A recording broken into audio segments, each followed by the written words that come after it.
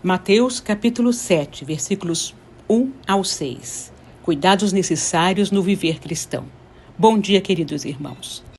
Um dos versículos mais incompreendidos da Bíblia é este, Mateus 7, versículo 1. Não julguem para que vocês não sejam julgados.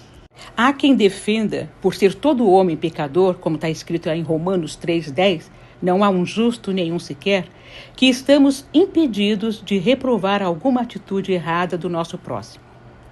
Isto não é verdade. Há também pessoas que usam essa declaração de Jesus em tom de ameaça, tentando proibir o julgamento ou a crítica em determinada situação. Muitos, para justificar os seus erros, citam Mateus 7,1, na tentativa de que tenha o mesmo efeito psicológico de uma outra sentença proferida por Jesus. Quem não tiver pecado, atire a primeira pedra. Mas para quem Jesus estava falando? O que ele quis dizer com essas palavras? Jesus estava falando com os seus seguidores e dando ênfase aos altamente religiosos, os fariseus, por exemplo, que conforme Jesus os descreve em Lucas 18:9, confiavam em si mesmos por se considerarem justos e desprezavam os outros. Essa declaração de Jesus deve ser entendida no seu contexto. Aliás, nunca podemos isolar um versículo ou uma frase do seu contexto. Não julgueis está conectada às declarações anteriores. Lembremos que sempre devemos considerar o Sermão do Monte como um todo antes de querermos interpretar apenas uma parte isoladamente. Em primeiro lugar, encontramos a descrição do indivíduo crente, do cristão, no que define o seu caráter, lá nas bem-aventuranças. Em seguida, nos foi demonstrado o efeito exercido sobre o crente por parte de tudo quanto acontece no mundo em que ele vive, bem como a reação dele neste mundo. Em seguida, ele é relembrado a respeito da função do crente no mundo como sal da terra e luz colocada para todos verem e assim por diante.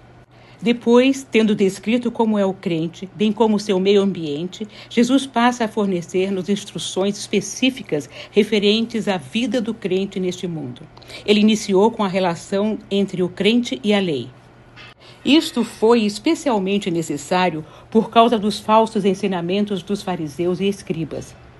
Portanto, o crente é instruído sobre como deve se comportar de maneira genérica, sobre como a lei se aplica a ele, bem como sobre o que é esperado da parte dele. Então Jesus examina esse crente que já vive a sua vida neste mundo, se vive em comunhão com o Pai Celestial.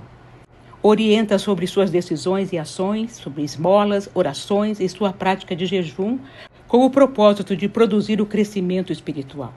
Tudo deve ser feito com a convicção de que o Pai Celestial está olhando permanentemente. Agora ele diz, não julgueis, Mateus 7, versículo 1. É evidente que a ordem de Jesus é exatamente o inverso do que as pessoas afirmam. Em nenhum momento Jesus proibiu o cristão de julgar, ao contrário, ele incentiva o julgamento. No entanto, ele coloca uma condição fundamental para que esse julgamento seja legítimo, não pode ser um julgamento hipócrita. Era comum entre os judeus, principalmente entre os fariseus, fazer vista grossa em relação às suas próprias faltas e ser severo em relação às faltas reais ou imaginárias dos outros. A advertência de Jesus ensina que precisamos ter opiniões bem formadas e decididas. Lemos em 1 aos Tessalonicenses, capítulo 5, versículo 21, que devemos julgar todas as coisas. Diz assim, mas ponham à prova todas as coisas e fiquem com o que é bom.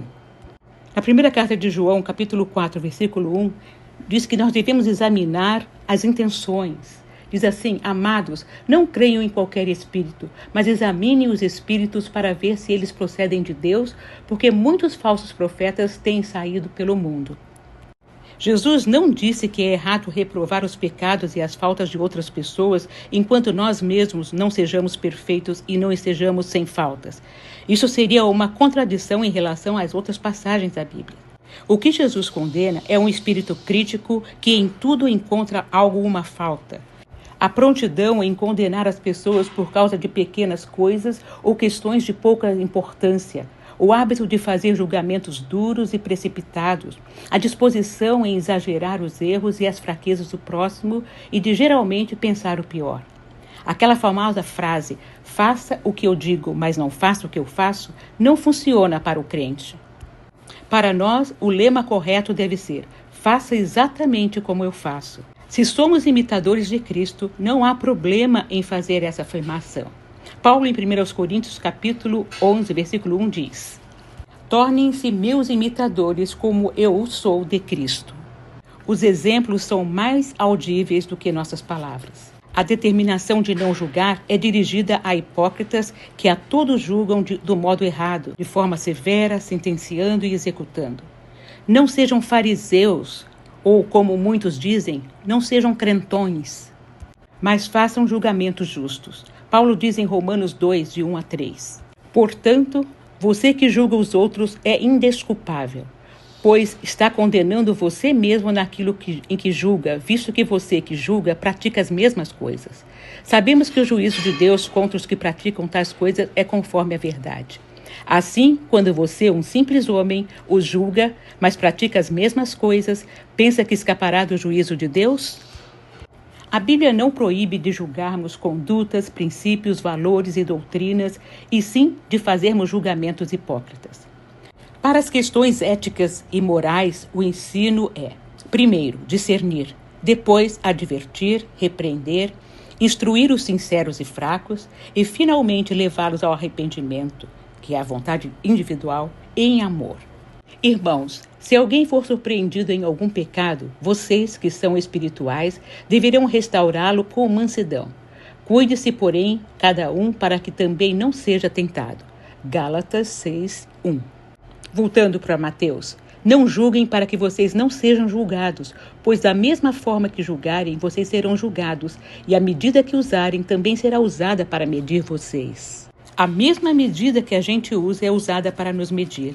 Salmos 18, 25 e 26 diz o seguinte, ao fiel te revelas fiel, ao irrepreensível te revelas irrepreensível, ao puro te revelas puro, mas com o perverso reages à altura. Se você for generoso, encontrará generosidade. Se distribui críticas e suspeitas, é assim que será tratado. Há uma diferença entre retribuição e vingança. Segundo Jesus, a base da vida é a retribuição, mas ele não permite a vingança. Deus não olha só para o ato, ele olha para a possibilidade. Isto é, Deus não se limita a julgar apenas as ações externas, mas também considera as motivações, as intenções e as circunstâncias que levaram a essas ações. A perspectiva de Deus é mais profunda e ampla do que a nossa, e ele pode ver além das aparências e das ações superficiais. Deus também vê o potencial de cada um, independentemente das ações ou erros cometidos. A perspectiva dele é de restauração e redenção, e ele busca ajudar as pessoas a alcançar o seu pleno potencial e a viver de acordo com a sua vontade. O versículo 3 de Mateus 7 diz o seguinte, por que você repara no cisco que está no olho do seu irmão e não dá conta da viga que está em seu próprio olho? Como você pode dizer ao seu irmão, deixe-me tirar o cisco do teu olho, quando há uma viga no seu? Hipócrita, tire primeiro a viga do seu olho, e então você verá claramente para tirar o cisco do olho do seu irmão. Cisco no olho do irmão representa os pequenos defeitos ou falhas que podemos perceber nos outros. A viga no próprio olho simboliza os grandes defeitos ou falhas que podemos ter em nós mesmos, mas que muitas vezes ignoramos ou não queremos reconhecer. Jesus critica a hipocrisia, aqueles que se preocupam em corrigir os pequenos defeitos dos outros, enquanto ignoram os próprios defeitos maiores. A passagem destaca a importância de ter autoconsciência e reconhecer os próprios defeitos antes de tentar corrigir os outros. Aqui Jesus manda a pessoa julgar, porém, manda que ele resolva primeiro a sua situação, para depois ter autoridade para olhar para a situação do outro.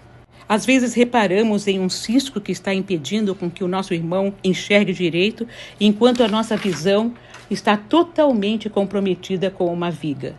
Literalmente falando, tirar o cisco do olho de alguém não é tão simples. Dependendo de onde o cisco está, é necessário que haja bastante precisão e, em alguns casos, é necessária até intervenção médica. Jesus está nos dizendo que não temos o direito de julgar os outros até que estejamos dispostos a admitir a verdade acerca de nós mesmos.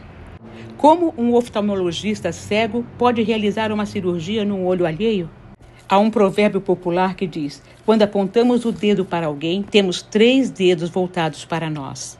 Jesus nos ensina a fazermos um autoexame para só depois corrigirmos as faltas dos outros. E o fará com o espírito de brandura, verdade e amor. Paulo nos diz em 2 Coríntios 13:5: examinem-se para ver se vocês estão na fé. Provem a vocês mesmos.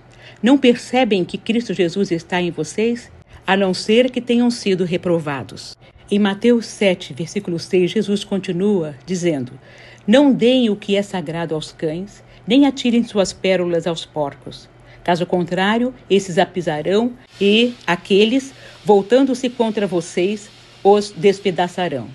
O cristão tem o dever de julgar. Os cães citados aqui não são os cãezinhos dos nossos cachorrinhos de estimação. Os cães na época eram cães vadios, grandes, selvagens e feios. Eram considerados imundos e nojentos, conforme Provérbios 6:11. Ameaçavam, Salmo 22, 16 e 20. Uivavam e rosnavam, Salmo 59, 6. São gananciosos e atrevidos, Isaías 56, 11. São desprezíveis, 1 Samuel 17, 43. Não deis coisas santas aos cães, eles não podem reconhecê-las. As pessoas semelhantes a esses cães não podem receber as palavras que são santas. Os porcos, biblicamente, são considerados desprezíveis e imundos. Jesus aconselha seus seguidores a não dar o que nos foi confiado de mais precioso aos cães e aos porcos. Existem pessoas que não dão valor algum às coisas de Deus e agem como cães e como porcos, profanando o que é sagrado. Como podemos obedecer a essas instruções, a menos que saibamos reconhecer, julgar e discernir os cães e os porcos? Obviamente, para que essa ordem seja obedecida, é necessário julgar. No versículo 16 desse mesmo capítulo, Jesus nos ensina o método para tal julgamento. Vocês os reconhecerão por seus frutos. Pode alguém colher uvas de um espinheiro ou figos de ervas daninhas? Tanto o espinheiro quanto as ervas daninhas receberam chuva, mas não produziram os frutos desejados. Hoje em dia, vemos muitos pregadores distorcendo o verdadeiro evangelho, ensinando novas revelações e cometendo uma série de absurdos em nome de Jesus. Quando são confrontados, as frases mais utilizadas para ameaçar alguém que está se levantando contra eles são: não julgueis para que não sejais julgados, ou então, não toqueis no ungido do Senhor. É nosso dever julgar os impostores, é nosso dever rejeitar as obras das trevas e denunciar o falso evangelho e as heresias destruidoras introduzidas pelos falsos obreiros. Lemos em Efésios 5:11. Não participem das obras infrutíferas das trevas, antes exponham-nas à luz. Gálatas 1:8. Mas ainda que nós ou um anjo do céu pregue um evangelho diferente daquele que pregamos a vocês, que seja amaldiçoado. Segunda carta de Pedro, capítulo 2, versículo 1. No passado surgiram falsos profetas no meio do povo, como também surgirão entre vocês falsos mestres, e eles introduzirão secretamente heresias destruidoras, chegando a negar o soberano que os resgatou, trazendo sobre si mesmos repentina destruição. Muitos seguirão os caminhos vergonhosos desses homens, e por causa deles será difamado o caminho da verdade. Como devemos julgar nossos irmãos em Cristo? Vimos que o julgamento dos falsos profetas e de crentes nominais é assegurado pela palavra de Deus. Mas e quando precisamos julgar um dos nossos irmãos em Cristo a respeito de algo errado? Paulo nos ensina em Gálatas 6, versículo 1. Irmãos, se alguém for surpreendido em algum pecado, vocês, que são espirituais, deverão restaurá-lo com mansidão. Cuide-se, porém, cada um para que também não seja tentado. O julgamento em muitas situações é necessário. Porém, o julgamento deve ter propósitos bem definidos, preservar as verdades bíblicas e exortar alguém ajudando-o a consertar o que está errado. Portanto, qualquer julgamento com a intenção egoísta e soberba não é aprovado por Deus. Se alguém ainda não se convenceu de que o julgamento correto é legítimo e necessário, saiba que o simples ato de dizer a alguém: não julgueis para que não sejais julgado, já é um tipo de julgamento.